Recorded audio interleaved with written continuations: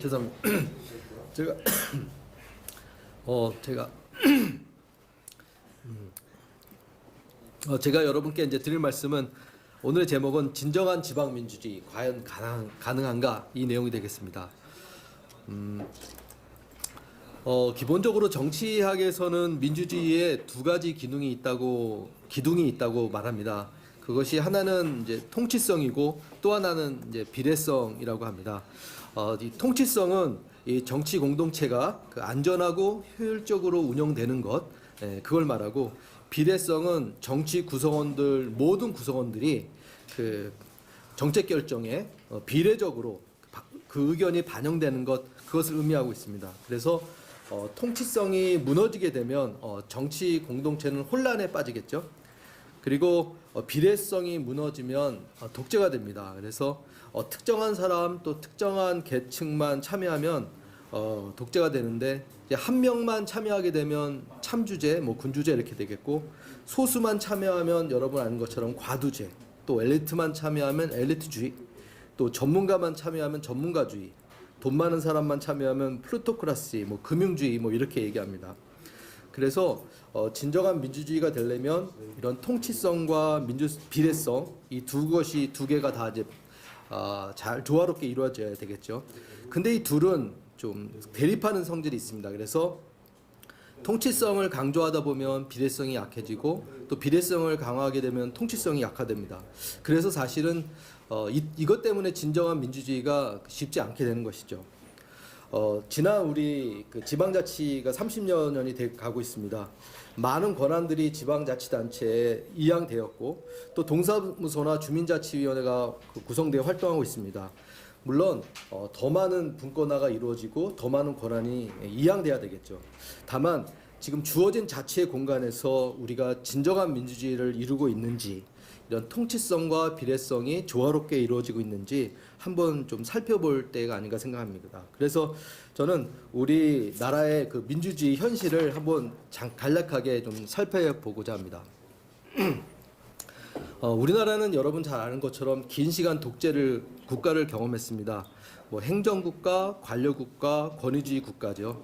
이 때문에 그 통치성은 좀 과대 성장하게 되었고, 이 비례성은 미성숙하지 않았나 그런 생각이 듭니다. 이 그림은 2019년에 그 영국의 이코노미스트사라는 곳에서 전 세계 나라들에 대한 민주주의 지수를 측정한 것입니다. 여기 보면 네 가지 유형으로 나와 있습니다. 그래서 완전한 민주주의, 그다음에 흠이 있는 민주주의, 그다음에 반민주주의, 반권위주의, 그다음에 완벽한 권위주의, 이렇게 네 가지 유형으로 되어 있는데, 우리나라는 어디에 들어가 있을까요? 네, 보시면 알겠지만 플로우드 데모크래시에 들어가 있습니다. 물론 첫 번째긴 하지만 전체 10점 만점 중에 8점으로 되어 있습니다.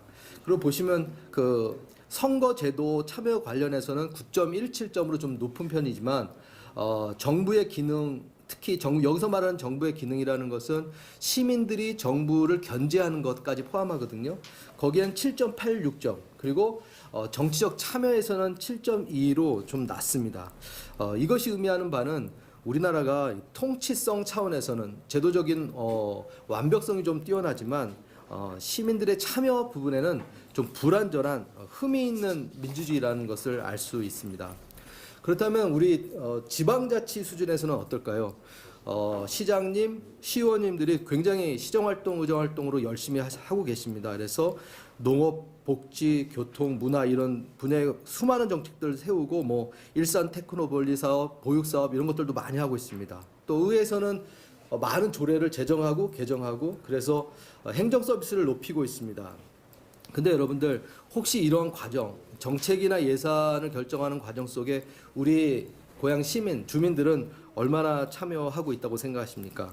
혹시 선거 때, 지방선거 때 한번 투표하고 4년 동안은 이런 공직자들이 통치하고 지배하는 것에 만족해 하고 있는 것은 아닌지요? 그리고 이런 상태가 제대로 된 민주주의다라고 생각하고 있는 것은 아니지요? 이런 그것을 정책 소비자라는 개념으로 설명하는 경우도 있습니다. 우리 시민이 이런 정책 서비스만 소비하는 정책 소비자라는 것이죠. 또 이런 것들이 좋다고 생각하시는 분들도 계실 거라고 생각이 듭니다. 하지만 이 자리에서는 진정한 지방민주주의를 말씀드리는 것이고, 우리가 정책 소비자가 아닌 자유민 또 시민으로서 우리의 권리가 배제당하지 않도록 하기 위해서 하는 관점을 갖고 있기 때문에 좀 더 주체적인 진정한 지방민주주의, 주체적인 시민에 의한 지방민주주의에 대해서 생각해보고 싶습니다. 동은 어떻습니까? 동에는 동장님이나 동 사무장님 이런 분들이 주도적으로 정책을 집행하고 있고요.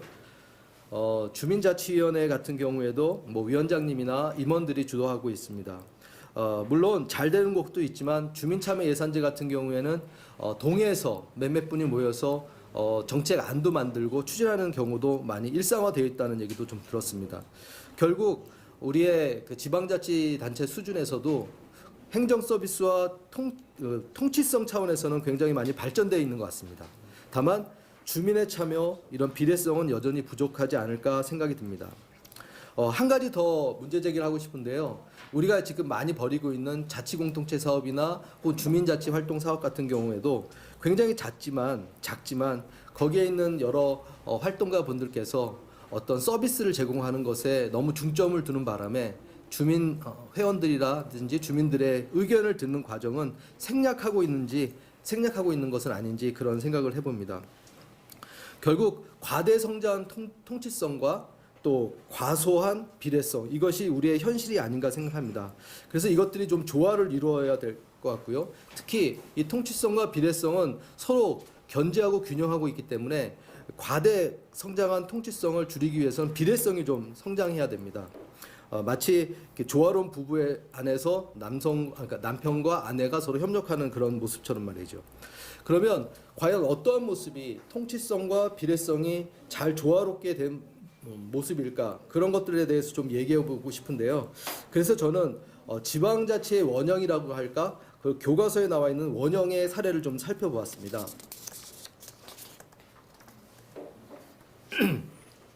우리가 다 잘 아시는 것처럼 지방자치는 민주주의 학교라고 얘기하고 있습니다. 그래서 200년 전 뭐 토크빌이라는 그 학자가 이 얘기도 했고요. 또 1900년에 브라이스라는 영국 학자가 이런 얘기를 했는데요.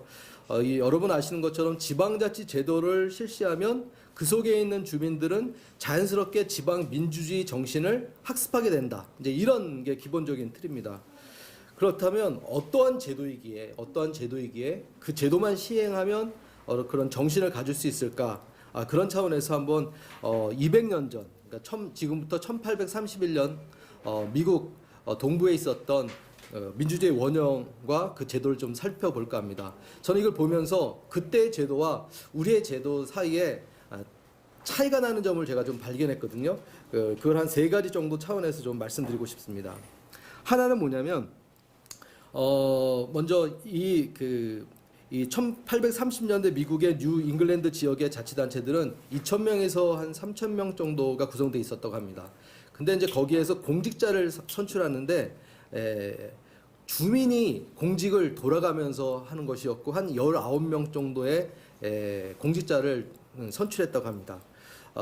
이게 가장 큰 특징 중에 하나인데요. 그럼 19명의 면면을 좀 살펴보면 먼저 셀렉트맨이라고 해서 우리로 보면 지방의원이 되겠습니다. 보통 한 6명 정도 하는데 작은 데는 3명, 뭐 많은 데는 9명 이렇게 선출을 하기도 한답니다. 그리고 이뿐만 아니라 주민의 재산의 가치를 정하고 세금을 정하는 평가사 공무원, 또 세금 고지서를 발부하는 징수관들, 또 범죄 행정을 담당하는 보안관, 회의록을 작성하고 주민의 출생, 사망, 결혼 등을 기록하는 서기, 뭐 출납원, 복지감독관, 뭐 이렇게 한 19명 정도 되는 공직자들을 주민총회에서 주민 중에서 이제 선출하고 그 사람들이 1년 동안 이 업무를 담당하게 되는 것이죠. 따라서 이런 공직자들이 상하 관계가 아니라 수평 관계에서 서로 돕고 서로 견제하고 아마 이제 이런 것 과정 속에서 민주주의 정신을 배우지 않았을까라고 생각합니다. 이게 이제 첫 번째 제도적인 우려하다는 특징이고요. 두 번째는 주민총회입니다. 이 주민총회에서는 3가지 중요한 결정을 내리는데 주민들이 모여서 공동의 규칙인 조례를 스스로 결정하고 1년 예산을 확정하고 그 다음에 공직자를 선출합니다. 이 모든 과정은 어떻게 보면 투입의 정치 과정이라고 볼 수가 있겠습니다. 우리 고양시 같은 경우에는 주민총회를 하기가 물론 어렵겠죠. 인구가 많기 때문에. 하지만 동이나 작은 공동체 같은 경우에는 주민총회를 좀 할 수도 있을 거라고 생각합니다. 그래서 그런 차원에서의 어떤 투입의 정치를 회복하는 것이 필요하지 않을까 그런 생각도 한번 해봅니다. 결국 여하튼 지방자치 원형에서는 주민총회가 필수였고 거기서 결정되는 사항을 따랐다는 것이 두 번째 특징이고요. 세 번째는 이제 셀렉트맨, 대리인이라는 입니다. 이 셀렉트맨은 우리나라의 지방의원으로 비교할 수도 있겠지만 큰 차이점이 있는데요. 이분들은 셀렉트맨들은 자신들이 스스로 조례를 결정할 수 없다는 것입니다. 이분들이 해야 되는 일들은 뭐냐면 주민총회를 준비하는 그래서 준비하는 역할. 그래서 주민총회 준비위원 뭐 요 정도로 역할과 정체성이 주어져 있습니다. 그래서 주민총회 장소를 정하고 홍보하고 준비물을 준비해서 주민들이 스스로 주권을 행사하도록 돕는 헬퍼의 역할이 있다고 생각이 듭니다. 그래서 이 셀렉트맨을 제가 이제 대표자가 아니라 대리인이라고 해석한 것이었습니다. 자, 이상 세 가지 제도가 그 지방자치 원형에 있는 가장 큰 특징, 즉 주민들이 직접 공직을 경험하고 또 주민들이 모여서 주민총회를 통해 중요 사항을 결정하고 또 이 지방의원들은 대리자로서 헬퍼로서 역할을 하는 것, 이것이 가장 큰 특징이 아닌가, 우리와 다른 특징이 아닌가 생각이 듭니다. 결국 이것이 의미하는 것은 무엇일까요? 지방자치 원형에서는 산출의 정치도 중요하지만 이런 투입의 정치가 굉장히 중요하고 이런 투입의 정치와 산출의 정치가 조화스럽게 결합한 상태가 원형에 있었던 지방자치 원형에 있었던 모습이고 이것이 진정한 지방 민주주의의 모습이 아닐까 그런 생각이 듭니다. 그러면 과연 지방 민주주의 과연 가능할까? 그 부분에 대해서 좀 말씀드리고자 합니다. 저는 가능하다고 생각합니다. 아니 가능해야 하겠죠. 제가 이제 최근에 자료 중에서 살펴봤더니 많은 자치단체가 좋은 방안들을 마련하고 있었습니다. 특히 은평구 같은데 주민참여예산제 관련된 논문을 제가 봤었는데요. 거기 보면 주민들이 함께 어떻게 하면 더 많이 참여하고 특히 주민들이 수기 과정을 어떻게 하면 더 심화시킬 것인가, 토론을 어떻게 심화시킬 것인가에 대한 고민하고 그것을 제도에 반영하는 노력들이 담겨 있는 걸 보았습니다. 또한 은평구 청소년 참여 예산위원회, 주민총회 이런 것들이 열려서 청소년들이 임원으로서 청소년 의회의원, 청소년 예산의원으로 직접 어떻게 공직자로서 참여하는 것이죠. 근데 그런 모습도 보았습니다. 그리고 거기에 있는 공무원들 또 협치 사무관 같은 분들이 전문가로서 스스로 결정하는 것이 아니라 주민들이 결정할 수 있도록 헬퍼 역할을 하는 것, 그런 사례를 보면서 우리나라에도 이렇게 투입의 정치 혹은 주민의 참여를 확대하고 그래서 산출의 정치와 조화스럽게 만들려고 하는 노력들이 있다는 것을 이제 보게 되었습니다. 저는 마지막으로 이 통치성과 비례성의 조화를 위해서 우리가 유념해야 될 것을 한 가지 좀 말씀드리고자 합니다.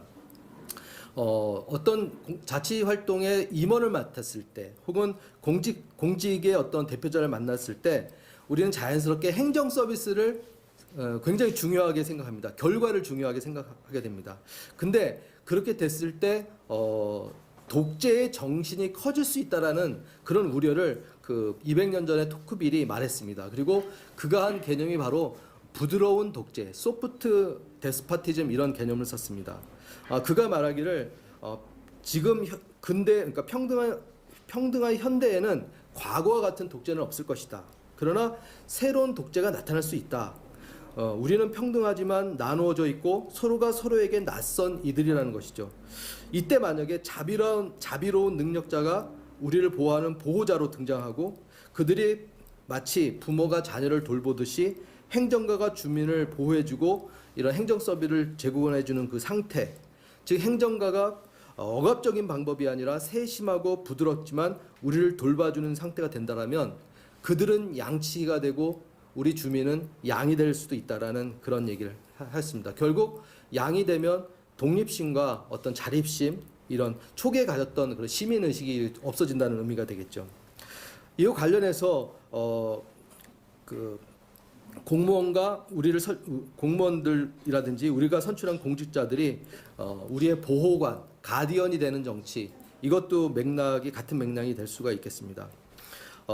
이와 같이 부드러운 독재는 역사 속에서 많이 좀 등장을 했었습니다.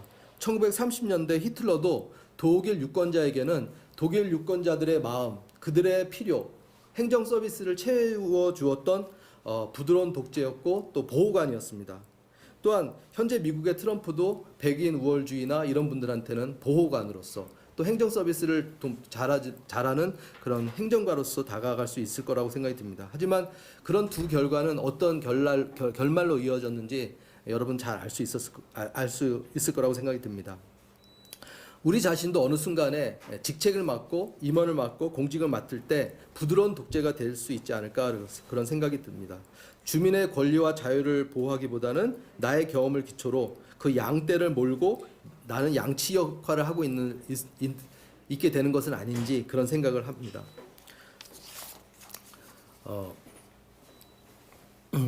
이제 그 진정한 지방민주주의에서 동장이 보호관이 아니라 헬퍼로서 주민들이 참여할 수 있도록 주민에게 홍보하고 주민에게 의견을 듣는 자리를 만들도록 노력하고 그 방법을 찾아야 될 것입니다. 주민자치위원들도 가능하면 주민들을 더 만나고 주민들의 의견에 경청하고 주민들이 질문하면 설명하고 그리고 그 의견을 듣는 총회의 자리 혹은 그런 자리를 만들어내는 것이죠. 물론 지금처럼 코로나 때문에 모두가 모이는 주민총회는 할 수 없을 것입니다. 하지만 형식이 중요한 것이 아니라 1대1을 하든 1대2를 하든 이런 주민자치위원이나 자치하시는 분들이 전화로 혹은 다른 여러 가지 방법으로 마음과 마음 경청하는 그런 자리가 필요하지 않을까 하는 생각이 듭니다. 저는 한국이 아시아의 스위스가 되기를 바랍니다. 이곳저곳에서 투입의 정치, 또 주민총회가 열리고 공직자들이 주민의 의견에 경청하고 주민들이 질문하면 거기에 이제 답하고 그런 주민들이 스스로 결정할 수 있도록 돕는 그런 나라 말이죠. 또 자치공동체 사업 1000개의 꽃이 피어나는 것입니다. 이곳저곳에서 투입의 정치, 시민들의 참여의 정치와 또 산출의 정치가 조화스럽게 이루어지는 상태, 그것이 바로 진정한 민주주의가 되지 않을까 생각이 듭니다. 이러한 통치성과 비례성이 함께 조화를 이루었으면 좋겠습니다. 이상으로 진정한 지방민주주의 가능한가에 대한 간략한 제 의견을 말씀드렸습니다. 잘 경청해 주셔서 감사합니다. 고맙습니다.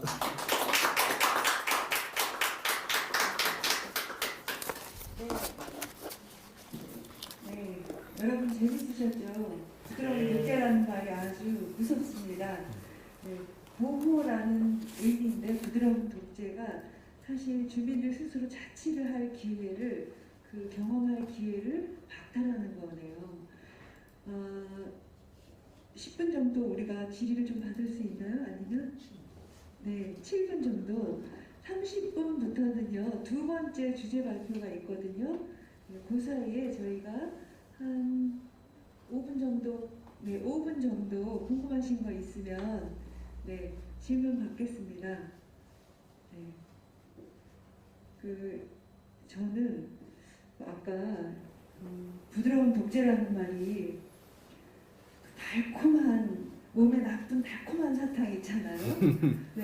그런 생각이 이제 살짝 들었는데 또 하나 좀 걱정스러운 건 미리 경험했던 사람들이 그거 내가 해봤는데 그거 안 가도 돼 이렇게 경험해보지 못한 주민들이 가려고 하는 기회를 이제 박탈하는 경우 이런 경우가 좀 문제일 것 같은데 이 얘기는 혹시 대답을 해주실 게 있나요? 네, 하나는 좋은 사례, 하나는 좀 우리가 고쳐야 되는 사례가 떠오릅니다. 먼저 좋은 사례부터 얘기할게요. 제가 어느 분 다 아시는 분한테 이 부드러운 독재 이야기를 했더니 그분은 지난 5년 혹은 지난 10년간의 본인의 자치 활동들을 쭉 돌아보시더라고요. 그래서 혹시 내가 주민들의 참여 기회를 박탈하지 않았을까 이런 것들을 돌아보는 분이 계셨습니다.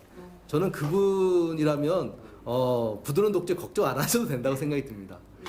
그게 하나 첫 번째고요. 또 하나 뭐냐면 제가 잘 아는 곳인데 아파트 안에서 입주자 대표회가 그 자치 활동으로 도서관 운영하는 분들한테 그랬답니다. 차기 도서관 관장은 우리가 결정할 거야. 네. 도서관 봉사자들은 우리 결정을 따라야 됩니다. 과연 이게 맞는 말인지, 만약에 시에서 입주자 대표를 구성한다고 하면 그분들은 어떻게 받아들일까요? 그건 부드럽지 않은 독재인데요. 아마 이제 그분들 그렇게 생각했었을 것입니다. 그러니까 입주자 대표회가 더 많이 알고 네. 또 행정을 더 잘 관할하고 네. 그런 권한이 있기 때문에 우리가 하는 것이 보호관으로서 잘 더 성공적으로 도서관을 할 수 있어. 너희를 모르잖아. 우리 말 따라와 하는 그런 관점이 아니었을까. 우리가 더 잘할 수 있다라는 생각 때문에 그렇게 말하지 않았을까 하는 생각이 들었습니다. 네.